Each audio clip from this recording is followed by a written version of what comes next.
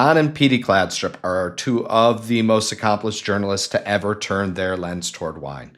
So together, they wrote Wine and War, The French, the Nazis, and the Battle for France's Greatest Treasure, which was an international bestseller published 25 years ago in 2001. It was the story of how French winemakers risked everything to protect their wine from Nazi plunder during World War II. It is probably the most important wine book ever written, and it's not even a wine book. It's just a war story told through wine. Before they became authors, they were serious hard news journalists. So I grew up with Don. Don was a 3-time Emmy-winning television correspondent for CBS and ABC News from 1978 to 1994. He covered the fall of the Berlin Wall. He covered wars in the Middle East, Afghanistan, and he was really the leading American journalist involved in covering the battle against apartheid. He's won many awards, and to say that Petie's had a journalistic career also is an understatement.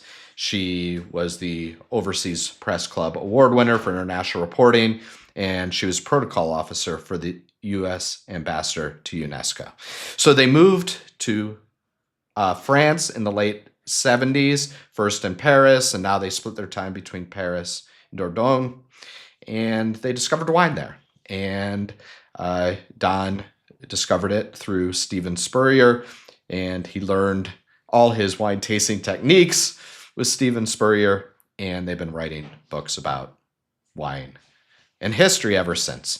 So together they've written 4 books: Wine and War, Champagne, How the Most Glamorous Wine Triumphed Over War, Hard Time, Champagne Charlie, The Frenchman Who Taught Americans to Love Champagne. And these wine books are structured around wars, and they just reach further back in time. So their instincts as investigative journalists, their hard work in doing this, is very much appreciated. I'm really looking forward to talking to them, Don and Petie Kladstrup.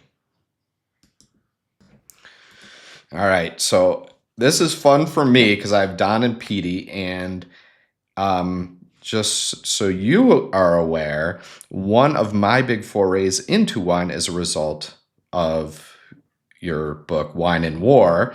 We're obviously going to talk about other ones, but this is the 25-year anniversary of that book. So talk to me a little bit about the idea of it, and then I want to back up into talking a little bit more about your lives. So I'm going to turn it over to you guys to talk a little bit about the book itself and now celebrating 25 years. Okay. Well, as you said, 25 years, and I think Don and I are both still astonished that it's still in print, still selling, and still in, I would guess, about 20 languages, 20 different countries anyway. And some of our major customers have renewed for another 5 or 10 years. You know that America, of course, is the biggest customer, but our second biggest customer for Wine and War is Germany.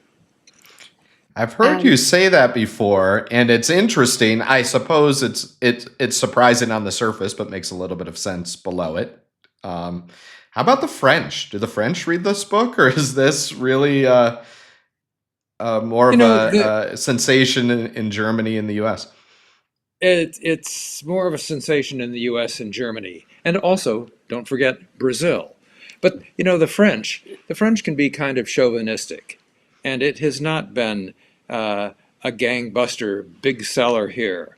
It's gone on sale, but it's not taken off the way we have. And it's interesting that you know people would often ask us, well, why did you write this book? Why didn't somebody in France? Where's the interest there? and it's Yeah. certainly something we even questioned, but as we got into it, it became apparent that it was much easier for people to talk to Americans, to foreigners, than perhaps to other French people, because they didn't have to think about what side was your family on during the war, I see. and what is your current political interest. We were totally naive people coming in, just really interested in their stories. Yeah, So, we're American journalists. We weren't afraid to knock on doors. Yes, collaboration is still a sensitive issue here, but uh, we thought, hey, there's a good story here to tell, and we want to tell it. yeah, that's really interesting. I think that this deserves backing up a little bit into your story because obviously you've lived in France for quite a while, long distinguished careers, both of you, before the second part of your career, I should say. But let's back up into your love of France in the first place. So where did that come from? How did that start? Just by accident, really. It was my job. I was working with CBS at the time as a correspondent. We were targeted for East Asia. I was to work out of the Hong Kong bureau there. But it was a time when the Vietnam War was winding down. The boat people story had not yet emerged. And I looked at it and I thought, there's not going to be much to do there, not much reporting to do. And so I told my bosses, we were living in Los Angeles at the time. I told my boss, I said, sorry, thank you for the offer, but we have to decline. And my boss turns to me and says, okay, how about Paris? Well, I nearly fainted dead away. Went out, had a couple of drinks, went home and told Petey, I think I've just agreed to move to Paris. Now, I guess the follow up question to that is, and I understand that you had children at the time, younger children at the time. So, what was your Right. reaction to that, Petey? Which is probably the most important part of this story. Well, it's probably a very simple way in that my grandfather came from France. Oh, So it was not totally uh, a scary thought to me. It was a much more interesting, exciting thought than maybe it might have been if I hadn't had a family connection in a very distant sort of way, because, as I said, it was my grandfather, and I never really knew him. He died when he was quite young, but his story always intrigued me because he ran away from home and joined the circus. And it was with the circus he got to America. I suppose that's one version of the American dream. And so obviously, as part of the move there, Don, you covered a bunch of important stories, including the fall of the Berlin Wall, and after all that was done, was there any pull to coming back to the US and make that a home base, or was this just home the minute that you moved there? Uh, Mostly home. It was a very strange new world that we felt that we were in France, and it took some adjusting, but we immediately got hooked on the food scene, on the beautiful cultural beauties of what Paris had to offer, uh, and we learned about wine, and you know we were there for, I think, goodness, 7 years when CBS called and said, Don, we want you guys to move back to Chicago. And I said, we're really comfortable here. And they said, we want you to move anyway.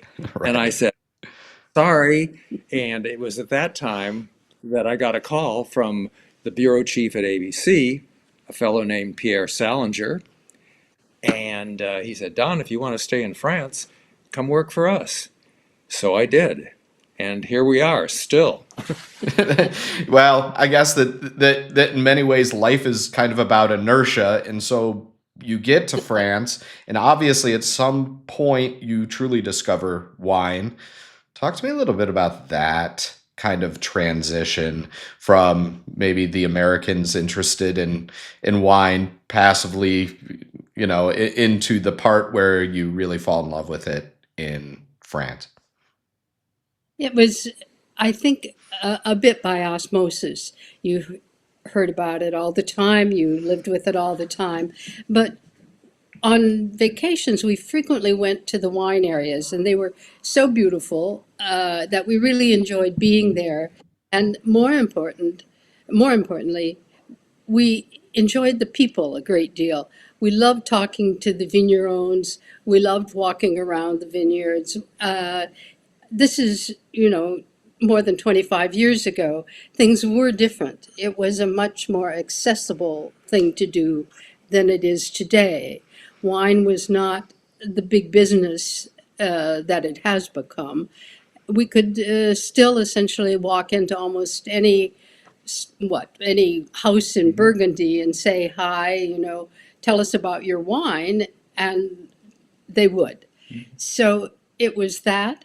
And then it was also, as we had an opportunity to try and taste more, that couldn't help by being, well, thrilled with some of the things we discovered. And you got a chance to do some studying with Stephen Spurrier and the guys there. So I took a wine course. I learned how to sniff and spit. I became familiar with some of the wine terminology, all notes, tertiary aromas, that sort of thing.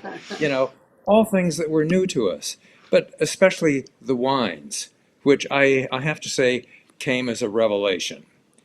We were familiar with homemade wine back when we were living in Minnesota.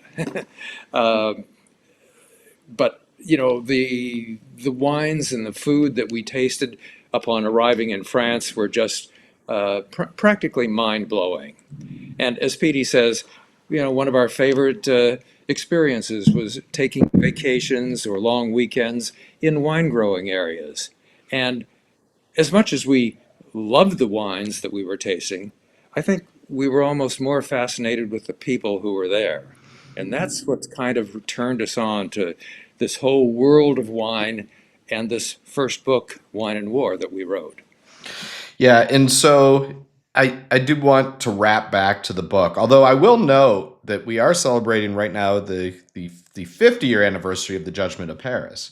So we have kind of commonality through the generation, celebrating your 25 years of this book and then 50 years of Stephen Spurrier's adventure to bring us into a more global wine market. But the book now, this became, I'm doing this series on wine and conflict, war and history, because the thesis being that younger people, including when I was younger reading your book, use it as kind of a gateway. Was that the intention of the hook of using wine, or was it just something that you kind of fell into as kind of an interest and then wrote the book? What's the backstory?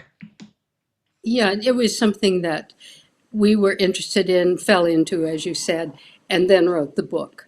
Uh, I will say that from when we first became really interested in wine, we had in the back of our minds the idea that wouldn't it be fun someday to write a book about wine? Journalists, you can't help but do it, but uh, we were we were scared to take it on because the subjects seem to all have been done. I mean, how many books do you need on Chateau X, Y, or Z? How many books do you need about how to taste? How many books do you need on this variety or that variety of grape for a general audience I'm talking about, not for the specialists. And as journalists, we were interested in writing for the everyday public, let's say. Yeah, we didn't want to rehash everything that's already been written. We're not experts, we're storytellers. So we didn't want to write about Chateau so and so. We didn't want to write, well, how many books do you need on these subjects? So we thought, if we can find something original, let's do it. And we finally did. We found a subject that nobody else had ever written about. We wondered why, but we didn't spend much time thinking about it because we thought, this is a great story. Let's go tell it. And so you decide to go ahead and do it, and you start presumably talking to people. We alluded to this a little bit earlier, which is that maybe you ran into some roadblocks because of these cultural issues. involved in France. Did you notice that right away, or was that kind of like a mid-project discovery?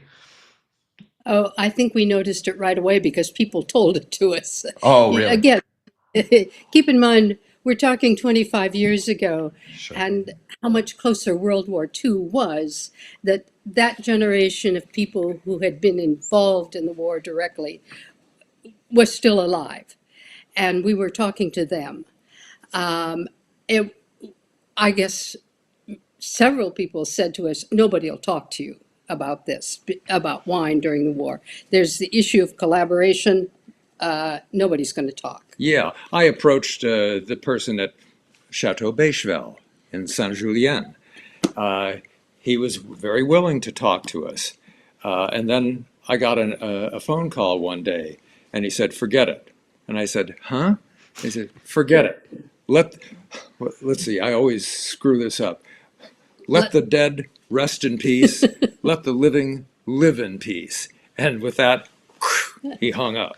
So there were moments like this where, we had to, well, just move on and forget about the problems. But most people, I think, were more than willing to tell their stories and share their time. It Yeah. was the right time. Um, as I said, the Yeah. people who had been part of the war, the generation that fought the war, that lived through that time period, had reached a stage in their lives where they had accomplished much of what they wanted to accomplish. They had seen and done the things they wanted to, and they were ready finally to talk. When they came home from the war, there was life. They had to get right, they wanted to get right back to life. They wanted to forget all about it. But by the time we arrived, many of them had reached a point where, for the first time, they sat down and, well, some of them were very surprised and said, "You really want to know?" Um, And others were very touched. yeah. So that was a huge part of it. One of the things that really struck me about the book, the story more than the book, maybe, is this idea that um, people are really fighting for their lives in the sense that these are generational, family generational projects, and they've been through kind of so much. What about this made it, I guess, so different than maybe World War One or maybe earlier conflicts, the Napoleonic era and stuff like that? What was the theme, or are there any themes that made this World War II experience so different? Well, Well, the occupation certainly yeah. was a big aspect of it. Granted, there was occupation in both the Franco-Prussian War in 1870 and the First World War as well by Germans. It was not as pervasive. World War One also was such a physical blow to the country that the recovery and the time afterwards was really, really horrible. And as a result, you didn't have the same sort of nerves that maybe people after World War II did over the collaboration.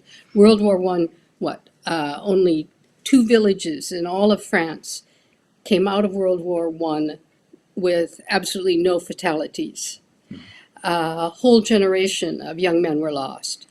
So the feeling in the country was different from after World War II. Yeah, I remember talking to somebody about World War II and describing the problems that people faced, and that person turned to us and said, "Oh, yes, World War II, it was bad, but World War One was much worse." It's interesting. I I I don't mean to sell all your books at once, but you did write Okay a with that. couple books.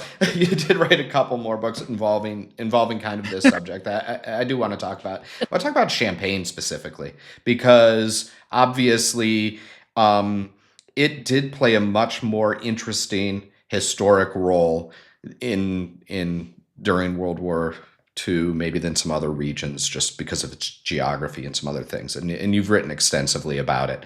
Talk to me a little bit about Champagne's history and its place, I guess, as a historical place more than a brand name in the way that maybe young people think of the word champagne, right? Well, our approach to writing Champagne was entirely different than Wine and War. Uh, we had no, first-hand accounts. All of our research was in a library, going through records, etc., instead of talking to people who actually lived through the times. Uh, so, But Champagne is something that today it's hard to conceive, but perhaps the area of the world that's had more bloodshed than almost any other. Just from time immemorial, there have been battles fought there. It's at the crossroads of everything, it seems. And from from World War II specifically, it had the added disadvantage of being a beverage, making a beverage the Germans really wanted. They wanted wine, of course, but they really wanted champagne. So it got a lot of attention. Yeah, I just this weekend, which I apologize for waiting because I realized that it's a little bit older, read Champagne Charlie. So talk a little bit about the idea. What was the spark? Obviously, you know, there was a pandemic, and this came out shortly thereafter. But talk about the spark of that book and a little bit about the subject because I really, really enjoyed that book as well. well, Champagne Charlie struck us as a kind of frivolous character until we learned what Mr. Heidsieck actually went through when he went to America and tried to, strike his fortune. We were surprised that he, I think, met almost immediate success in trying to peddle his product. And we were bowled over then when we discovered that he, would suddenly become caught up in the U.S. Civil War. And of course, his face-off with General Butler was something else that just, drew us in and made us feel that we have a compelling story here to tell. We Yeah. mentioned him in Champagne, Clad, is that right? We And did briefly yeah, a graph about that. yeah, Big. and we had several comments of people saying, Oh yeah. "Isn't there more to this story?" And well, yes, there was, but something you said also about working on a project on wine in wartime. Um, it seems as though when we started Wine and War, things kept drawing us backward in time, after Wine and War to Champagne in World War One, and then further back to the U.S. Civil War with Charles Heidsieck and a bit of the Franco-Prussian War in there as well.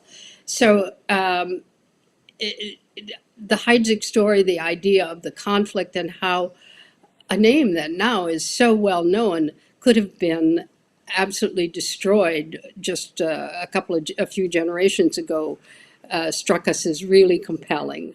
Yeah, and as with Wine and War, we met a lot of fascinating people in Champagne. And as you can imagine, we enjoyed some pretty good wine, some great champagne. Sure. In fact, I think it afforded us maybe our greatest tasting experience.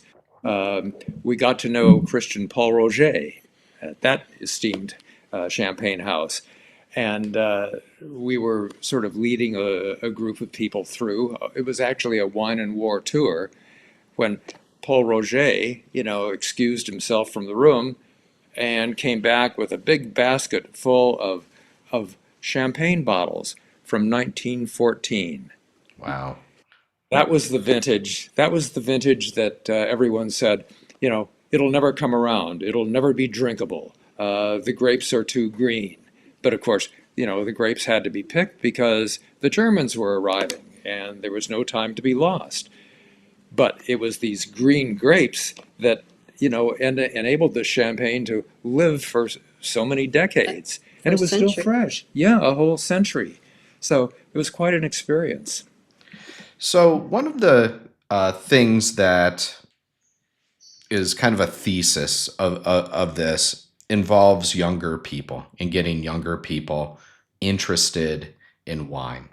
And obviously, the wine industry itself has struggled with this. Number of reasons for it, but it is what it is. I've got to imagine that you get feedback from younger people all the time. Does the wine part of the story resonate, or is it just uh, more of a historical interest for them? I'm not sure. Many people have said to us, and obviously because of the book, that it's been the book that's introduced them to wine. So I suppose it is the wine aspect of it, but it's coming in from this aspect of being more to it than what you stand up at the bar and order. Right. That it comes from something a little more than just the soda fountain, I guess. That there are people involved in making it, and I think it's a very large part the human aspect of winemaking that appeals to people, and that they find, I hope, in our book, that the person to person part of it makes the wine attractive to them. Yeah, I think, also we were wondering, what is it about wine, about champagne that prompted vineyard workers in World War I to run into the vineyards, to harvest the grapes, even as shells were landing. There's something, I think, very powerful, maybe even spiritual about wine. And if I may, can I just read you a short Please. thing that, yeah, one wine grower told us? He said that, our wines evolve slowly and nobly, carrying with them hopes for a prolonged life. We know our land was here before we came, and that it will be here long after we are gone. With our wine, we have survived wars, the revolution, and phylloxera. Each harvest renews promises made in the spring. We live with the continuing cycle. This gives us a taste of eternity. We found that really very moving, and explains, well, goes a long way to explain why wine is something much more than you just pull the cork on, pour into a glass, and toss back. Um, And I don't know. I would think that is part of the appeal that can be communicated to younger people, to any people, no matter their ages. But um, certainly, it's something that we found over and over again in talking to winemakers, this sense of their connection to it. And if that can be communicated beyond to people who are buying it, then that attraction will continue no matter what. Yeah, but I sometimes get very frustrated when somebody says, "Well, I don't like champagne," or I don't like red wine or something. Have you tasted? Well, have you tasted good champagne? What champagne have you actually tasted? What wines? Uh, I get very frustrated, and there's just maybe no response to that except to say, experience it. Live a little. Yeah, I guess it's all just about pushing that extra glass to keep somebody sitting at the table with you, and getting them interested in the way that wine people are interested is a trick. And let's face it, we're not going to be 100% successful, but because of your book, I think we've done a little bit better than average. So I want to thank you guys for that. Oh, sure. The other thing is that it's very hard to know what other people like, no matter how well you know them, etc. We have learned there are people you don't pour really good wine for because it's not the right time in their lives for it. Maybe it never will be. There are other people for whom it is a real thrill to have a chance to taste something that is unusual, that's different, or that they don't know. And it is a challenge for people who like wine and who enjoy it to know when the right moment to serve the right wine to somebody is. And I find that we struggle with that a lot. Yeah, I mean, even people who maybe don't appreciate it have no idea what fine wine is as opposed to a vin ordinaire. You know, I don't want to serve them junk. At the same time, I don't want to pour something that's glorious into their glass and force it down their throats. You know, Let me tell you, one of the nicest wine experiences we ever had was when we were living in South Africa. And we gave a Christmas party for the people who worked in Don's office at ABC, and we invited everybody who worked there to come. And we had brought back we kept our house in France during the 2 years we lived in South Africa. And we'd been back to France for, I don't know, a few weeks prior. And we came back with a few bottles of champagne. And we had thought, okay, we will serve them at the Christmas party, and hopefully we'll have one left for ourselves at Christmas itself. And so we made arrangements for, as I said, everybody in the office. Now, I can't remember if Mandela had already been released or not, but it's right at the end of apartheid. So some of the people working in Don's office were not white. And this included a young man who essentially worked on the desk, a very nice man. He and his wife lived in Soweto in one of the townships. To get them to the party, we made the arrangements with taxis, etc., and permits so they could come. His wife had never, ever, well, she'd never been in the home of a white person where she wasn't working.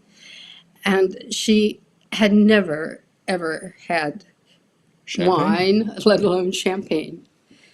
So Don asked her if she'd like to try some. And she said, well, I don't know. I've heard about it, but maybe I could try a little. And so Don poured her a small amount in a glass. And she sniffed it, and it tickled her nose. And then she tasted it, and you cannot imagine the smile that came across her face at that moment when she said, oh, wow. Yeah. So You also cannot imagine how much champagne she consumed after that. I could imagine that it did not stop that night either. So you've created a lifelong champagne drinker, I'm sure. I don't know. I don't think it probably was easily found. Oh, well, I suppose that's right. Maybe some South African sparkler though. Well, thank you guys so much. It's really, really fun for me to have you and to talk a little bit about the book, but more importantly about yourselves. So thanks again for doing this. Oh, you're very welcome. Thanks for having us.